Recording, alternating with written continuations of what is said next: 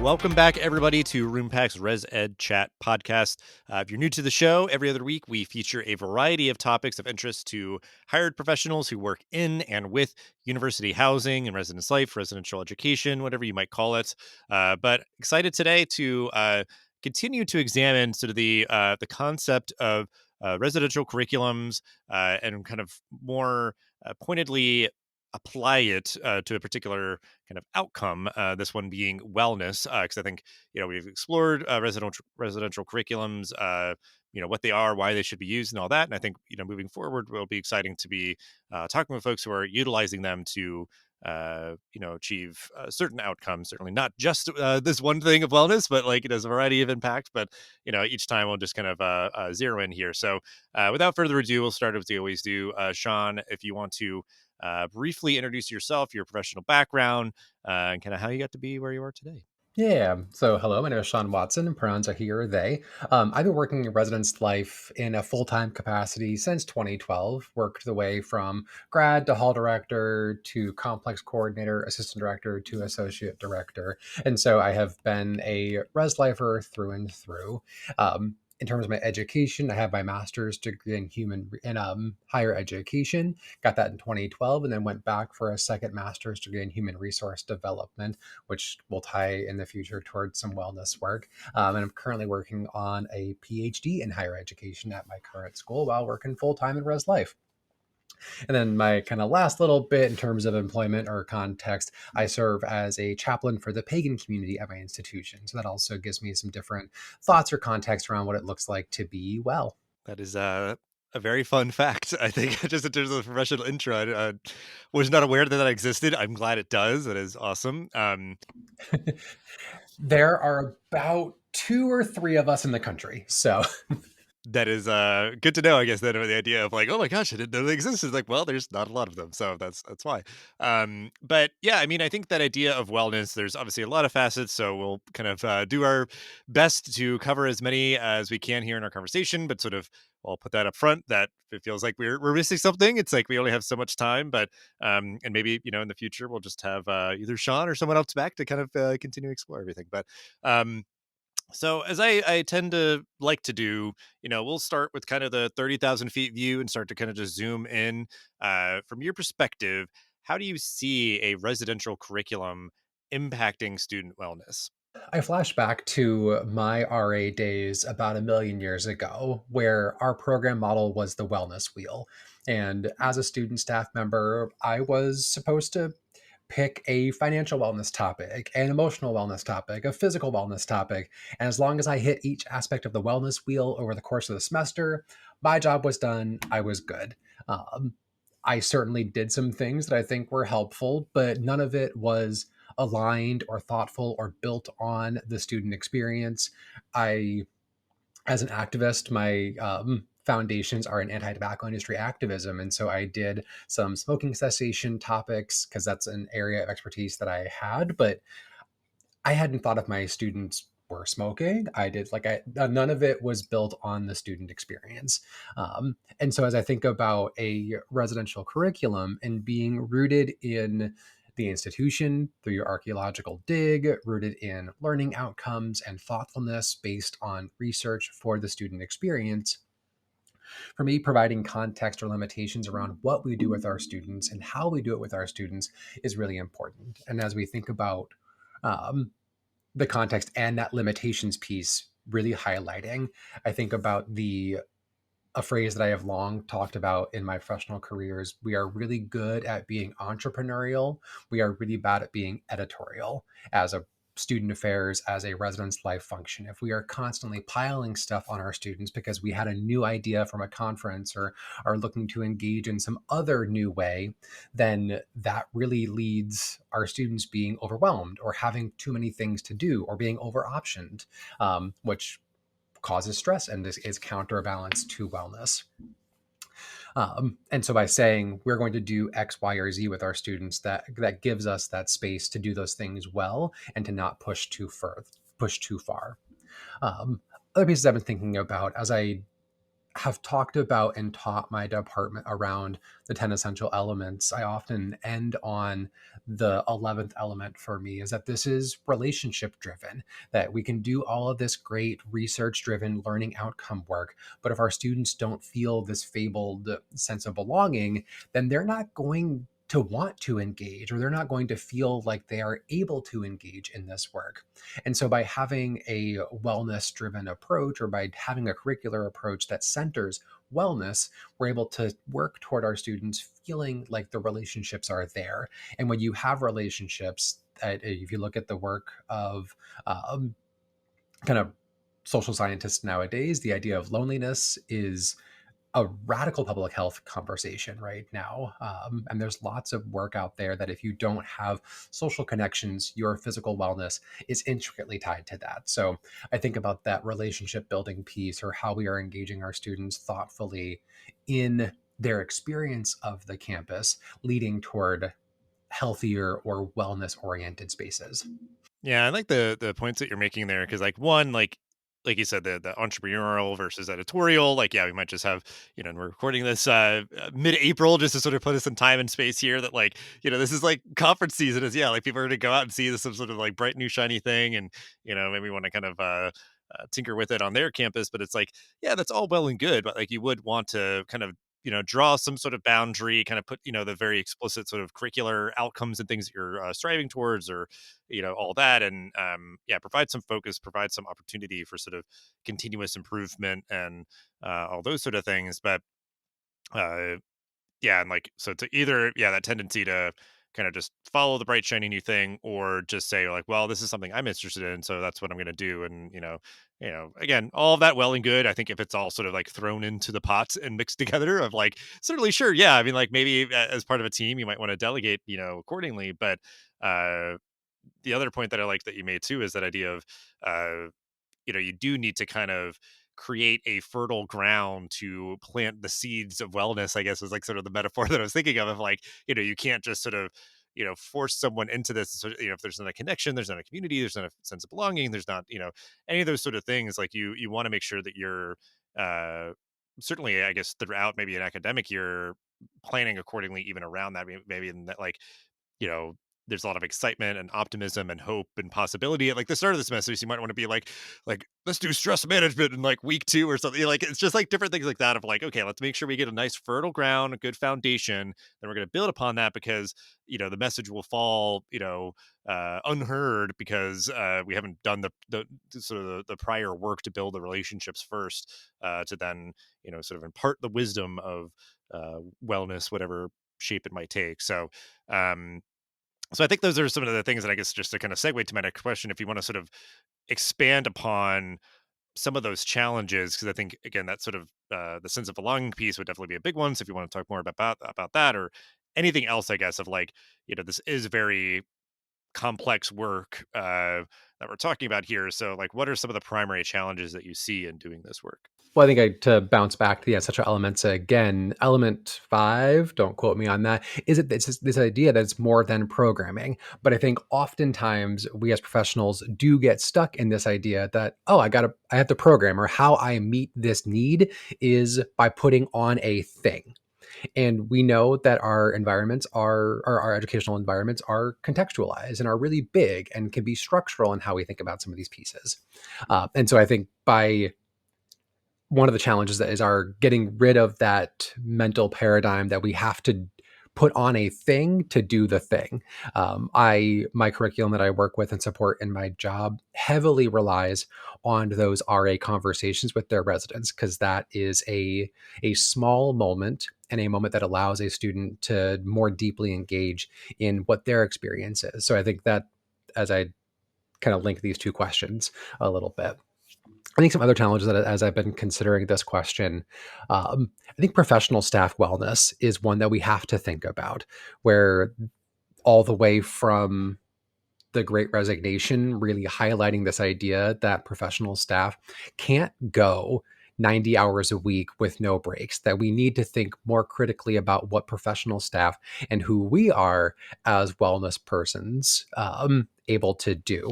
And I think this obviously goes back well before the Great Resignation and some of the work at COVID, but I think this idea was certainly highlighted. And I think about ACPA's 21st Century Employment Report. I know NASPA has done some work on this. And so there's certainly lots of dialogue around what it looks like to create professional staff environments.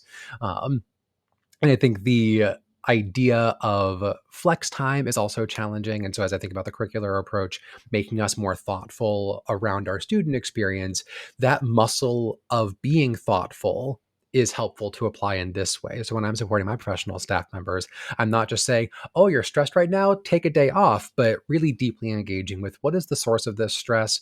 What are the things that are in the job that might be causing this stress? What are the things outside of the job that are causing this stress? And so, beginning to see professional staff as whole people is, I think, a really important tool for us to then have those people be supporting our students in wellness. I think another challenge that I've been thinking about kind of going down is the student staff wellness.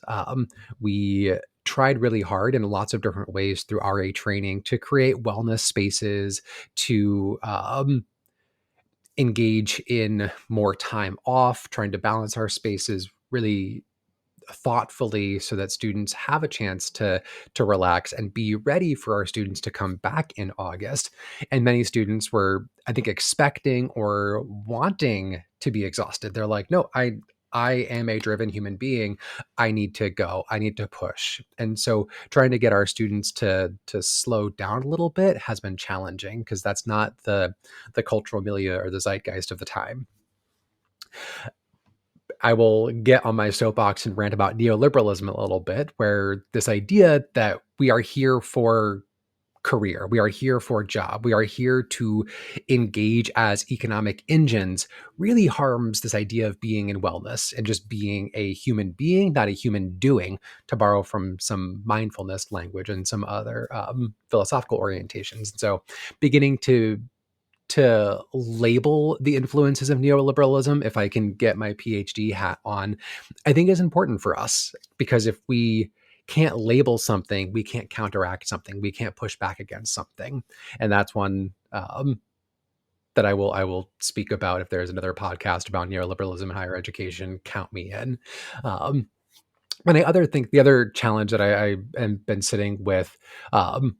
Wellness can often be a colonized, white centric, Eurocentric concept. And wellness for minoritized, marginalized student populations may not be what I'm thinking, or may not be the ways in which my cultural background leads me to think about wellness. And so if we have this orientation that wellness is sitting with mindfulness, wellness is going on vacation. Wellness is these things that may require capital, financial or social otherwise, then we're missing a huge chunk of what wellness looks like.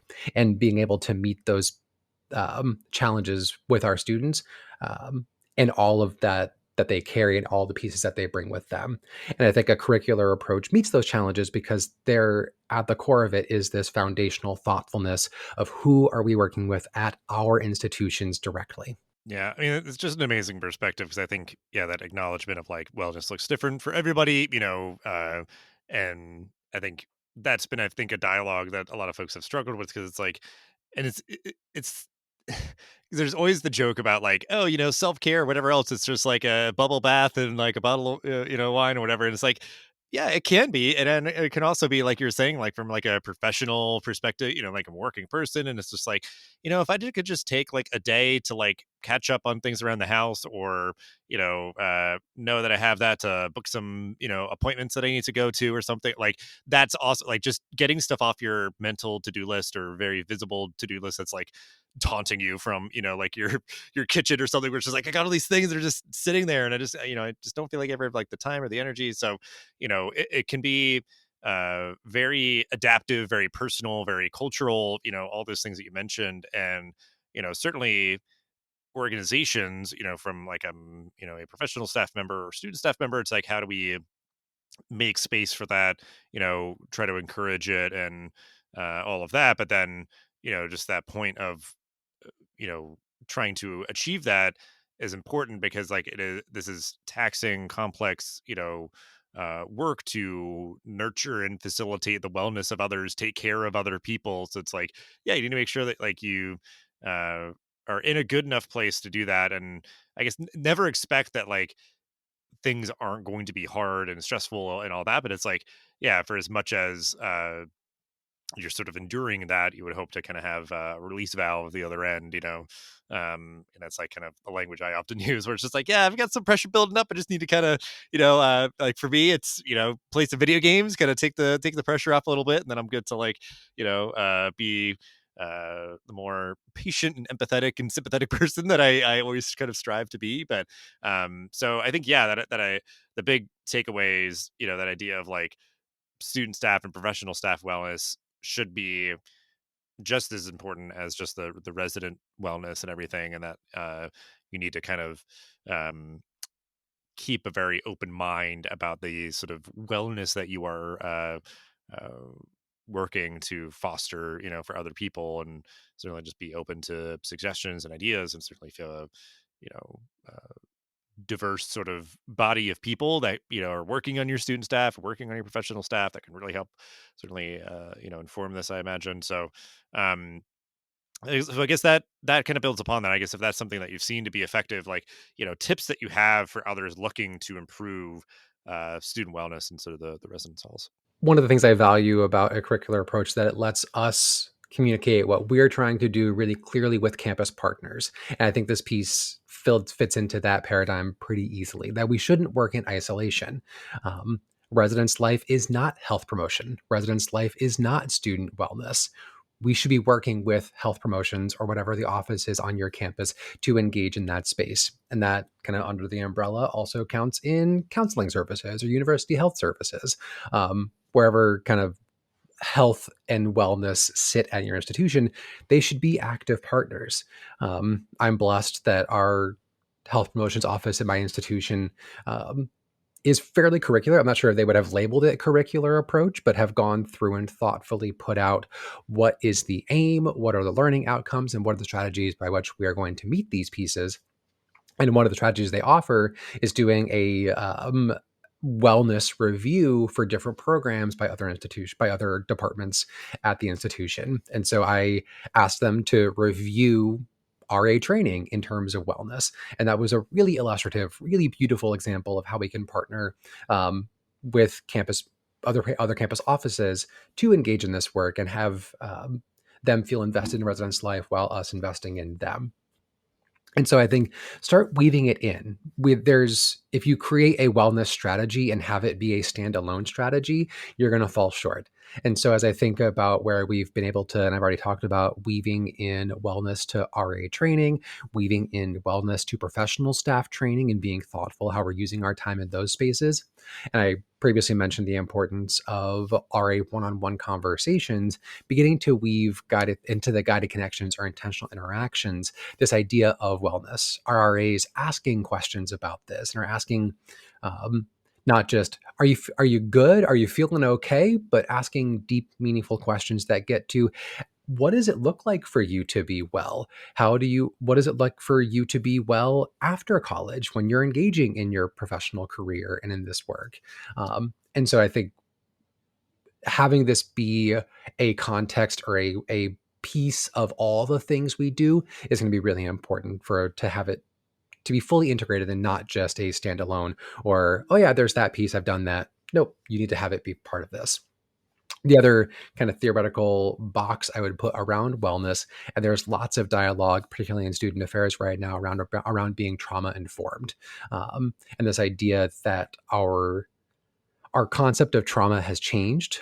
I think trauma used to be a singular tragic event that someone might have post-traumatic stress disorder around, or there's something that happened. When we now know that the box has cracked open on what trauma means, that one could have environmental trauma, one could have racialized trauma, one could have generational trauma, and our students are coming to us and we are coming to the work with lots of these traumas packed in and shaping how we view the world in a lot of different ways.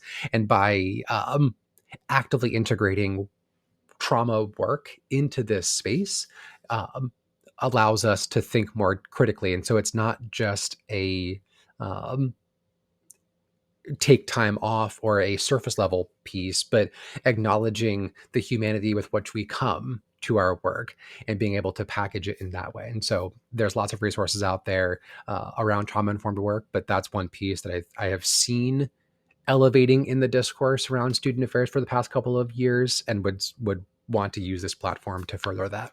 Yeah, well, we'll make sure to wrap up to if you want to kind of give a tip of the hat and shout out to any particular resources we can include. Make sure we give some time and space for that at the end. But yeah, I mean, you mentioned again that like one-on-one conversation piece, and that uh, I think that's something that like really is resonating because I think yeah, like back when I was an RA, and that was like over 10 years ago, and I think just a lot has even changed in that time. But like there was so much of an emphasis around.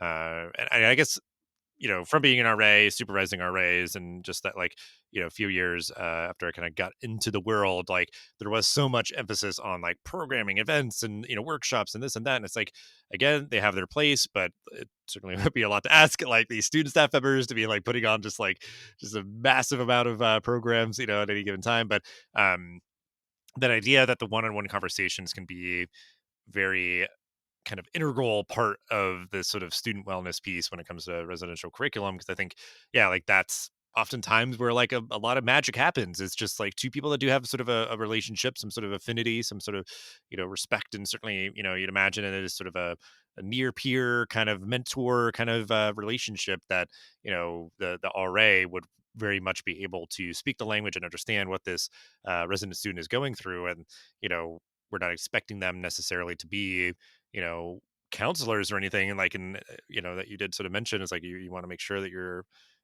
doing this work in partnership, with those organizations, and find those moments where it's like, you know what, I want you to get the best service possible. I think I'm kind of getting a little bit out of my depth here. Let's, point you to the direction of the best resource. But, that's kind of like mental health first aid, that ability to at least kind of identify and triage, like being like, oh, it really seems like you're, really just like kind of not being able to manage your time well. Like I could actually maybe like give you some resources, see how that works, and then we're gonna go from there. But then if it's like, okay, you seem to be struggling with, depression or, a variety of things, it's like that really should go to someone else. Like, but that individual resident student who is struggling does not have to like navigate the bureaucracy of a, college campus or whatever. They can, have potentially someone right there in front of them talking with them and being very uh, sort of compassionate and considerate and supportive. So I think, yeah, the idea that it's not on residence life alone as a department to be,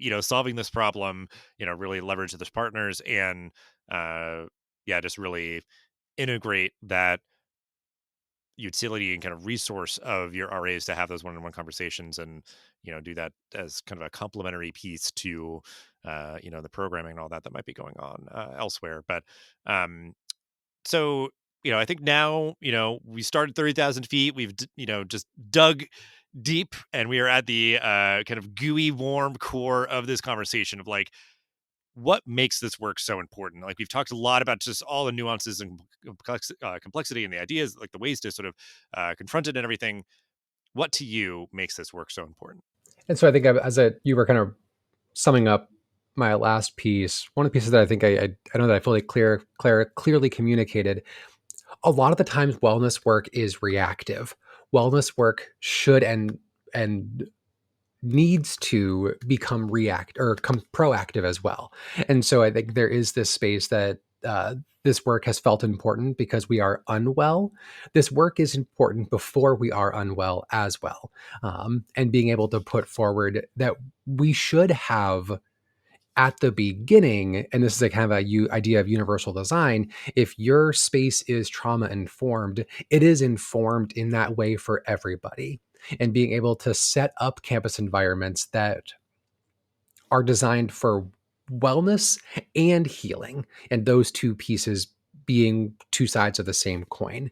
Um, I also think this work is really important as we look culturally that there is a wellness challenge broadly. And I got into student affairs, I got into education because I wanted to be a resource and a supportive person for my students. And I want to build a better world beyond higher ed. I'm involved in nonprofit boards. I'm involved in my community in really strong ways. And when I see people who have engaged in this work outside of higher ed, I'm like, okay, you didn't get good education on what it means to be well. You had this push through, push through, push through. And so as I look at higher education being an incubator of change for culture or society writ large, we need to have this conversation because it's not just our years with a student; it has a lasting impact. I also think this work is important, and for me, this is kind of to that soft, gooey piece. It's human. It acknowledges humanity, and if I ever felt like I was a cog in the machine or a piece of a broader piece of a broader subsystem that was just doing and performing, I would feel depleted. I want to feel alive and holistic and able to be my true self in this space. And by having people be their true selves, you're engaging in wellness work. And so that's just, yeah, really, really squishy and qualitative and human. But I want to sing Kumbaya. That is a dorky statement. Edit that out if you want to. But I think that's really important for us to think that we can't do this work perpetually. We can't keep doing this work if we aren't thinking about how we are building toward a broader, better culture. Yeah, I absolutely agree, and kind of just appreciate the earnestness and just that whole vibe because I think yeah, like you would hope that you can, at a space that feels sort of safe and sort of a place where you're meant to sort of grow and learn, develop, and all that. Whether you're a traditional aged or adult learner, that idea like you know embarking on an academic journey is that space where you as an institution hopefully could model the way of you're saying like getting into a place where you're like proactive around uh your own wellness to an extent because there's always going to be sort of things that happen unexpectedly and you kind of have to react and kind of address those, but I think that is for me something I've realized over many years and like therapy and things like that. It's just like yeah, you go when things are good, so that you can cope with things when they're not, and if you can kind of help to instill things like that, like just a good sort of wellness lifestyle and, a good sort of cycle to be in of, you know, uh, even the idea of like, well, you go to the gym to stay healthy and avoid, getting sick or going to the hospital, whatever, um, I guess just that mentality around our mental health and mental wellness and everything. So, yeah, I think it's really exciting to see. I think that motivation that you have, and yeah, I think that we're getting towards a moment of not having to be so reactive. That sort of uh, what we were seeing where like we're just overwhelming, campus wellness services and stuff because it's like, yeah, everybody's like, I'm sure stressed around the same time of the semester or something, or the same time of year when it's like, here in like the mid-Atlantic, people get seasonal affective disorder. And it's like, yeah, they're probably all going to be trying to like, utilize resources at the same time. But if it's like, if you can kind of like level that off and kind of get to a culture where, people are just more consistently going as part of kind of a, kind of wellness routine. I think that's something where you can kind of take up that opportunity as an institution to kind of try to help foster that. But um, yeah, so I again just really appreciate all that you said, all the great sort of perspectives and experiences and everything. And yeah, like I said, want to make sure I gave you if you wanted to kind of call out specific resources that you want to share. Certainly, you don't have to, kind of do a whole sort of reference sheet here, but we can follow up afterwards to get things to include, but anything in particular, any certain resources that you want to make sure that you share it out to folks on this topic? I was joking with a friend recently that my love language is giving books. So this question feels very natural. So, three books that I will articulate early on. So, I mentioned Trauma Informed Approaches, Cultivating Trauma Informed Practice in Student Affairs, the book that came out in October this past year by Dr. Tricia Shalka. Is certainly one that I think a lot of people are having conversation on. If I've been on a Zoom call recently and I mentioned it with somebody in a different college, they pull the book from next to them and show it. Yes, I have this book right now. Other book that I will talk about is Full Catastrophe Living by John Kabat-Zinn. John Kabat-Zinn is one of the founders of American mindfulness. Many people have also read his book, Wherever you are, there you are, or so in that frame. But John Kabat-Zinn, Full Catastrophe Living is also very interesting and a good short read, very practice oriented. Another one that I picked up thinking I was going to get some self help, but then really got like a transformative reading out of it. How to Do Nothing, Resisting the Attention Economy, really allowed me to think about how I'm slowing down and what is the economy, what is the culture doing to push me away from wellness and come back to what am I really trying to do? What are my root intentions in the world? A resource that I had an epiphany on when you were kind of sharing yours of just like, oh, like books and everything. Like, I am not a very avid reader. So to say that I read a book that like I thoroughly enjoyed, read all the way through, like it was like an actual book is like, most of my reading I do like, stuff on like social, like, news articles or whatever else. Like I'm a big podcast guy and just like love listening to those. So this book came out a couple of years ago. It's not like as much tactical, I guess, of like, some of the research that you'd mentioned, but I feel like would be somewhat complimentary, I guess. Maybe you should talk to someone. It's about a therapist, her therapist, and just sort of therapy in general. So I think just that idea of like really examining kind of deeply that idea of like helping others, being helped, and just like all this being like kind of like deeply human, and just the way that we navigate the world, and yeah, really interesting stuff. So I'll just kind of leave that one there and see if that resonates for folks as well. But I'm glad you mentioned that one. I was going to say a resource, go to therapy. And then my speaking from personal experience, I was really bad about student affairsing my therapist of being like, oh yeah, let me make the attention about you. Let me focus on your wellness. So I'm like, go to therapy and actually let yourself be vulnerable because I did not. So my personal warning. yeah, yeah. Well, no, and I think that's like a tendency that people have with like their personal relationships is what where it's just like, I know too much. I have the like the burden and the curse of knowledge, like I can't help it. I'm sorry. But yeah, I mean, like that is something where it's like, yeah, especially in a space like that. I remember that I think that's somewhat of what the book kind of acknowledges is the idea that like this therapist has a therapist and like, just that journey that she goes on. But so yeah, I mean, I think that is a great resource, a great tip, a great piece of advice of go to therapy and then actually like go to therapy, put the emphasis on the go. Yeah. But yeah, I mean, I think like I said, this is I think one in a probably just ongoing series of many series that I feel like I've tried to identify where it's like, talking to people about like the way they navigated their careers or like this, where it's like, okay, residential curriculum, but focused on, wellness primarily. Like, and it'd be hard, I think, for any one institution necessarily to be like, doing all the things all the time. But I think you like you said, you want to go through maybe that kind of discovery process around like your students and certainly what your institution's priorities are and their culture and everything. So for the folks out there that are interested in exploring this and integrating into their practice, just really appreciate you hanging out, talking about it, and giving that all the resources and advice and support, encouragement to embark on that journey. So appreciate you hanging out and sharing all that you did. Yeah, I enjoyed the conversation. Thank you.